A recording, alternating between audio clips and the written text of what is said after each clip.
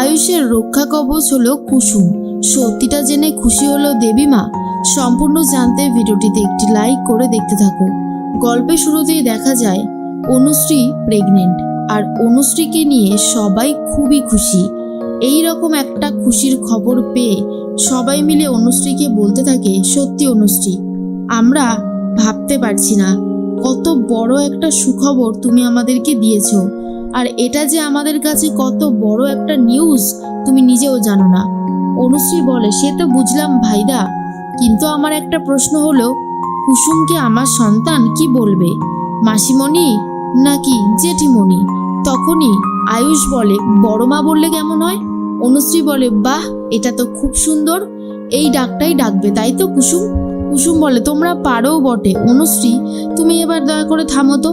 এর মধ্যেই আয়ুষ বলে, আরে দেখো না, আমার পাঞ্জাবির বোতামটা ছিঁড়ে গেছে। অনুশ্রী তখন বলে, বেশ। এরপরে কুসুমকে বলে সেলাইয়ের বাক্সটা নিয়ে আসতে। তখন আয়ুষ ভাবে, এই রে, আমি তো ভেবেছিলাম কুসুম সবটা ম্যানেজ করে দেবে। এখন তো মনে হচ্ছে অনুশ্রী এই জায়গাটাতে এসে বাধা সৃষ্টি করলো। কুসুম নিয়ে এসেছে সেলাইয়ের বাক্সটা, এরপর সুতো ভরে দেয় অনুশ্রী আর বলে, নাও এবারে তোমার হাজবেন্ডকে, মানে হবু হাজবেন্ডের বোতামটা সেলাই করে দাও, এখানে আমার আর না থাকাই ভালো।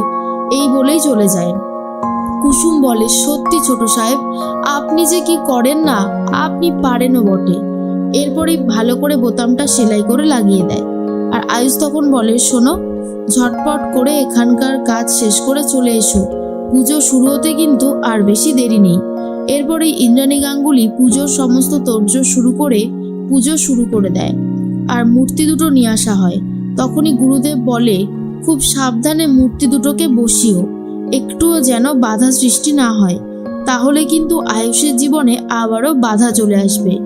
গুরুদেবের কথা মতো ইন্দ্রাণী সবকিছুই খুব ভালোভাবে দায়িত্ব সামলাতে থাকে, যাতে কোনো রকমের কোনো বিপদ আয়ুষকে স্পর্শ করতে না পারে। তখনই আয়ুষ ভাবে, কুসুম থাকলে আমার জীবনে আর কোনো বিপদই আসবে না। গুরুদেব, আপনি তো জানেন না আমার রক্ষা কবচ হলো কুসুম নিজে। এর মধ্যে ইন্দ্রাণী বলে, গুরুদেব, তাহলে এবার পুজো শুরু করুন। এরপর গুরুদেব পুজো শুরু করে আর সবাইকে ফুল দিতে বলে। বাড়ির অনেকেই ফুল দেয় ঠাকুরের পায়ে। তার মধ্যেই কুসুমের বাবা রীতিমতো হুমকি দিতে থাকে যে কেন সে বাড়াবাড়ি করছে, এটা তো তার নিজের বাড়ির পুজো নয়, এটা হচ্ছে মালিকের বাড়ির পুজো। কুসুমকে দেখার পরেই শঙ্করবাবুর মনের মধ্যে একটা ডাউট চলতে থাকে যে কুসুম কেন এত বেশি বাড়াবাড়ি করছে এই বাড়িতে। এই বাড়িটা তো আমাদের কাজের বাড়ি, আমরা এই বাড়ির কাজের লোক, এমনটাই ভাবতে থাকে। এর মাঝখানেই সবার তো ফুল দেওয়া হয়ে গেছিল। তখন ইন্দ্রাণী বলে, গুরুদেব, আপনি যদি কিছু মনে না করেন, কুসুম কি ঠাকুরের পায়ে ফুল দিতে পারবে? আসলে কুসুমই তো আমার ছেলেকে বাঁচিয়েছিল। গুরুদেব বলেন, নিশ্চয়ই পারবে, কেন পারবে না? তখনই মীনাক্ষী ভাবে, এখানেই আমাকে একটা কারসাজি করতে হবে।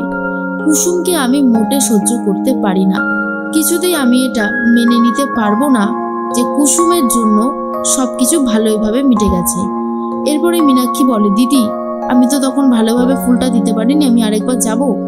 এরপরে ইন্দ্রাণী বলে, ছোট, তুই যে কি করিস না, সব সময় তোর এই বাড়াবাড়িগুলো আমার একদম ভালো লাগে না। তার মধ্যেই দেখা যায় যে কুসুম যখনই ফুল দিতে যাবে, ইচ্ছে করে কুসুমকে এমন জোরে ধাক্কা মারে যে কুসুম আরেকটু হলেই পড়ে যাচ্ছিল আর ঠাকুর দুটোকে ধরে নিয়েছিল। আরেকটু হলেই কুসুমের অবস্থাও খারাপ হয়ে যাচ্ছিল। কিন্তু পুজোতে এত বড় বাধা আসায় গুরুদেব তো খুবই রেগে যায় যথারীতি, আর বলে, এটা কি হলো?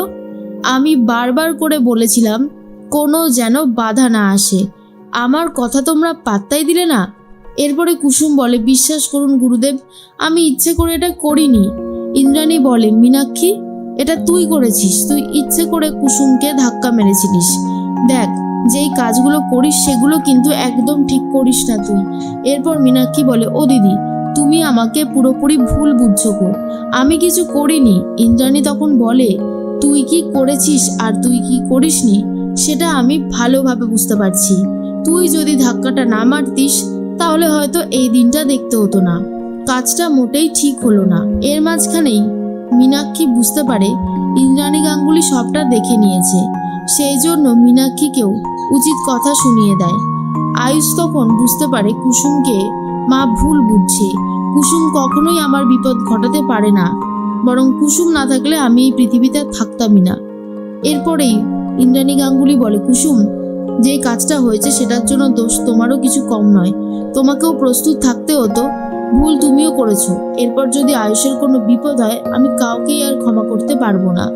গুরুদেব বলে, ইন্দ্রাণী, পুজোয় যখন বাধা পড়েই গেছে তখন এই বাধাটাকে কাটাতে হবে। আজ আর এই মূর্তি দুটোর পুজো হবে না, যেদিন আমি আবার বিধান দেব সেদিনই সবকিছু হবে। ইন্দ্রাণী বলে, ঠিক আছে গুরুদেব, আপনি যেমনটা বলবেন তেমনটাই হবে। এর মাঝখানেই ইন্দ্রাণী ঘরে গিয়ে রাজবাবুর সাথে ফোনে কথা বলতে থাকে আর বোঝাতে থাকে এখানে ঠিক একটু আগে কি কি হয়ে গেল। রাজবাবু বলে, শোনো, তুমি এসব নিয়ে একদম ভেবো না। আসলে আমাদের সাথে অনেক কিছু এমন ঘটে যেটা হয়তো ঘটার কথা ছিলই না।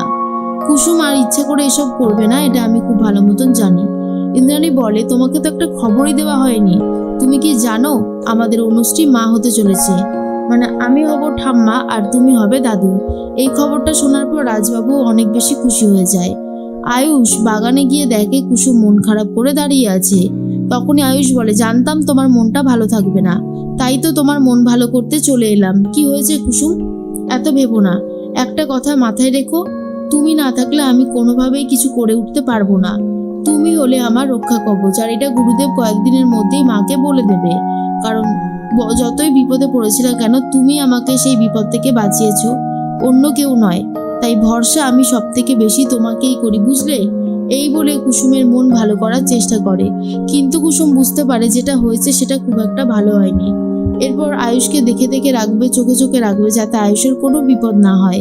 এমনটাই ভাবছিল কুসুম, আর আয়ুষও ভাবে কুসুম তাকে রক্ষা করবে, কোনো বিপদই তাকে স্পর্শ করতে পারবে না।